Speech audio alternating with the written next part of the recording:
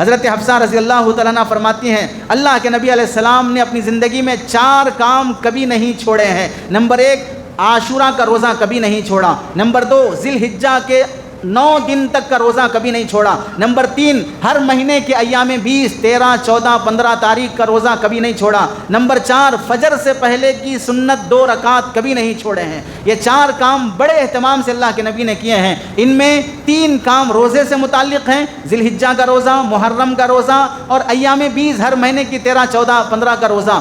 کیوں اتنا اہتمام سے روزہ رکھا کرتے تھے؟ دراصل انسان کے اندر گناہ کی خواہش وہ پیٹ میں کچھ ہو تو ہی پیدا ہوتی ہے۔ بھوکا آدمی صحبت کرنے، زنا کرنے کی طرف مائل نہیں ہوتا۔ ہم سب گناہوں میں میلان اس واسطے ہوتا ہے، خوب ٹکا کے 3 ٹائم 4 ٹائم 5 ٹائم کھاتے ہیں، ایسا سمجھتے ہیں کہ ہماری باڑی اندر سے کچھ بھی خرچ نہیں کرنا، جب بھی ایک 4 قدم چلے 4 نوالے کھانا، 10 قدم چلے 10 نوالے کھانا، اگر کچھ بھی کام ہوا تو اس کی بھرپائی ہونا، تو ہوتے ہوتے انسان کے اندر جانوروں جیسا سلوک آ گیا۔ جانوروں اور پرندوں میں شہوات زیادہ ہوتے ہیں، اس واسطے وہ جب دیکھو جہاں دیکھو سڑک پر راستے پر گندی حرکتیں کرنے تیار ہو جاتے ہیں۔ آج وہ حرکتیں انسانوں میں پیدا ہو رہی ہے روزے کا اہتمام نہ ہونے کی وجہ سے۔ عاشورہ کا روزہ رکھنے پر ثواب یہ ملتا ہے کہ اللہ تعالیٰ گزشتہ سال کے 1 گناہ معاف ہو جاتے ہیں۔ ابھی ہمارا 1 سال گزرا، اس سال کے گناہ بخشنے کا انتظام اللہ نے اسی مہینے کے 10 محرم کو کر دیا ہے۔ رمضان کے روزوں کے بعد افضل روزہ عاشورہ کا روزہ ہے۔ اور یاد رکھیں جو گناہ معاف ہوتے ہیں وہ گناہ صغیرہ ہیں، چھوٹے گناہ ہیں۔ بڑے گناہ توبہ کے بغیر معاف نہیں ہوتے ہیں۔ توبہ کے لیے 4 کام کرنے پڑتے ہیں۔ پہلا کام اپنے گناہوں پر ندامت ہو، شرمندگی ہو، شرم بھی آنی چاہیے کہ میں کیا کر بیٹھا ہوں۔ بغیر شرمائے کے بے شرم بن کر گال پر تھپک لینے سے توبہ قبول نہیں ہوتی ہے۔ گال پر تھپکنا یہ توبہ میں ایک بدعت ہے، توبہ میں ایک اضافہ ہے۔ اس طرح گالوں پر تھپکنا نہ صحابہ سے ثابت ہے، نہ اللہ کے نبی علیہ السلام کا ارشاد ہے۔ گالوں پر تھپکنا توبہ نہیں ہے۔ جو گناہ کیا اس سے شرم تو آنی چاہیے، شرم ندامت ضروری ہے۔ ترک عزم ترک، اس گناہ کو چھوڑنے کا پکا ارادہ کہ آئندہ اب کبھی نہیں کروں گا، یہ ضروری ہے۔ اور اگر اس گناہ میں مبتلا ہو تو فوراً نکل آئے۔ کتنے نوجوان رات میں بستر پر جانے سے پہلے کٹوں اور چبوتروں اور دوستوں اور گاڑیوں، ہوٹلوں، چوراہوں پہ بیٹھے رہتے ہیں، اسی میں 12، 1، 2 بجا دیتے ہیں۔ پھر گھر آیا تکیے پہ سر رکھا، شرافت سے نہیں سوئے گا، سوتے ہی پھر موبائل ہاتھ میں لے کر لیٹے گا۔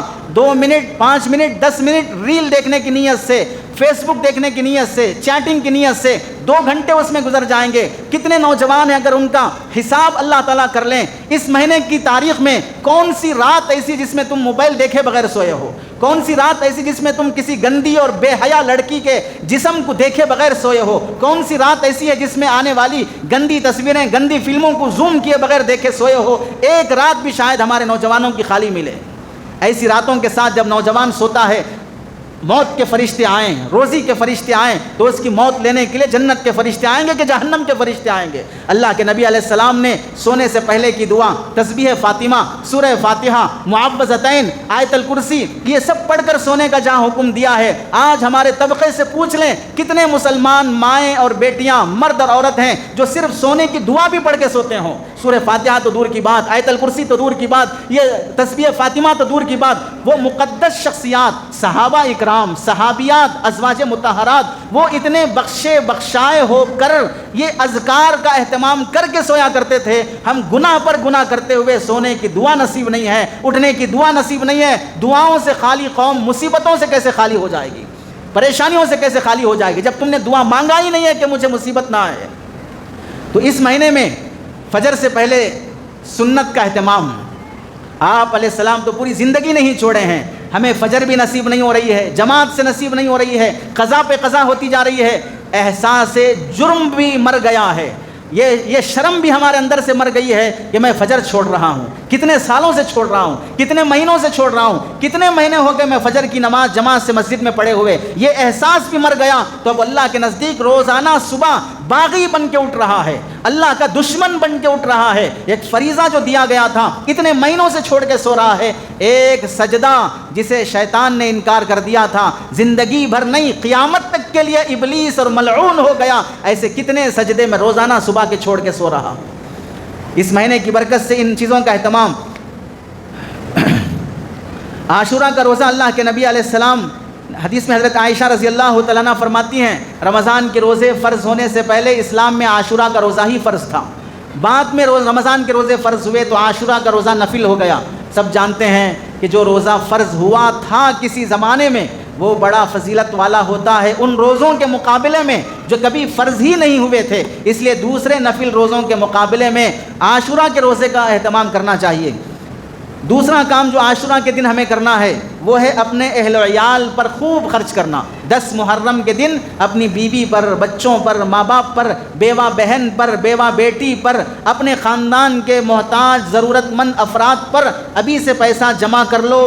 ضرورت سے زائد پیسہ ویسٹ کیے بغیر ماں کے لیے ہدیہ، بیوی بچوں کے لیے کچھ تحفہ، اس دن دسترخوان کچھ وسیع کر دینا، افطار کا سامان بہتر نظم کر لینا، اپنے گھر والوں کو کچھ ہدیہ تحفہ دے دینا، وسیع دسترخوان کرنا۔ اس کی برکت یہ ہوگی، حضرت سفیان ابن عیینہ رحمۃ اللہ علیہ فرماتے ہیں، تابعین میں سے ہیں، ہم نے 50 سال اس کا تجربہ کیا ہے، عاشورہ کے دن ہم نے دسترخوان وسیع کیا، اللہ نے پورا سال ہم پر روزی وسیع کر دیا، کبھی قرضہ لینے کی نوبت نہیں آئی ہے۔ یہ تابعین اپنا تجربہ بتا رہے ہیں، ہمیں بھی اپنی ان چیزوں پر عمل کرنا چاہیے۔ البتہ نمبر 1 حلال مال سے دسترخوان وسیع کرنا، کسی کا گھر ڈبا کر، کسی کی جائیداد لوٹ کر، کسی کو دھوکہ دے کر، چوری کے ذریعے سے لوٹ مار کے حاصل کیا ہوا، انٹرسٹ سے حاصل کیا ہوا پیسہ نہیں، حرام مال سے دسترخوان وسیع نہیں، پوری دنیا بھی وسیع کر دو کوئی برکت نہیں آئے گی۔ اس واسطے کہ پانی کو فلٹر کرو گے تو بسلری بنے گا، پیشاب کو فلٹر کرو گے تو کبھی بسلری نہیں بن سکتا ہے، حرام حرام ہی رہے گا، حلال حلال ہی رہے گا۔ دوسری شرط حقوق واجبہ میں کوتاہی نہیں کرنا، پہلے جو ذمے حق ہیں وہ حق ادا کرو۔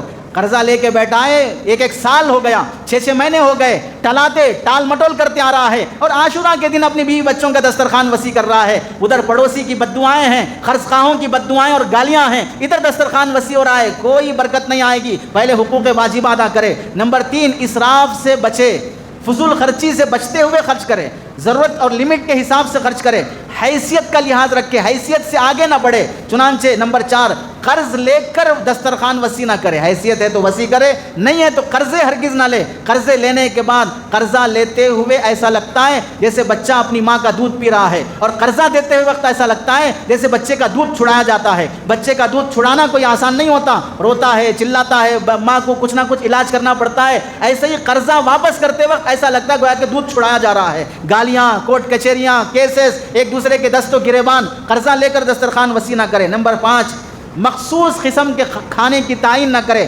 محرم کا کھچڑا ہونا، فلاں کا شربت ہونا، فلاں کی پوریاں ہونا، فلاں کے ٹماٹے ہونا، فلاں کے مرچیاں ہونا، فلاں کے سموسے ہونا، فلاں کے حلیم ہونا، مخصوص قسم کے کھانوں سے دسترخوان وسیع نہ کرے، یہ تخصیص شریعت میں بدعت ہے۔ نمبر 6 واجب نہ سمجھے، دسترخوان وسیع کرنا مستحب ہے، واجب اور ضروری نہیں ہے، حیثیت ہے تو کرو، نہیں ہے تو روزہ رکھو، اور روزہ رکھو گے تو سحری میں کچھ اچھا کھا لو، افطار میں کچھ اچھا کھا لو، اپنی حیثیت کے مطابق بھائی بہنوں بچوں کو کچھ لا کے دے دو۔ اور کوئی دسترخوان وسیع نہ کرے تو اسے تانا نہ دے کہ آج بھی دسترخوان وسیع نہیں کیا۔ کیوں وسیع نہیں کیا؟ آپ کے گھر پلیٹ نہیں آیا ہے، آپ کو دسترخوان پہ نہیں بلایا ہے، آپ کو کھچڑی پلیٹ میں نہیں ملی ہے، اس واسطے اسے تانا دے رہے ہو۔ اگر کوئی وسیع نہ کرے تو اسے تانا ہرگز نہ دے۔ اور دسترخوان وسیع کرنے میں چاہے کھانے کے ذریعے سے ہو، بیوی بچوں کے لباس سے ہو، ہدیے کی شکل میں ہو، ضرورت مند کو دینا ہو، نیک لوگوں کی خدمت میں ہدیہ اور تحفہ پیش کرنا ہو، یہ سب چیزیں اب وسعت میں داخل ہوتی ہیں۔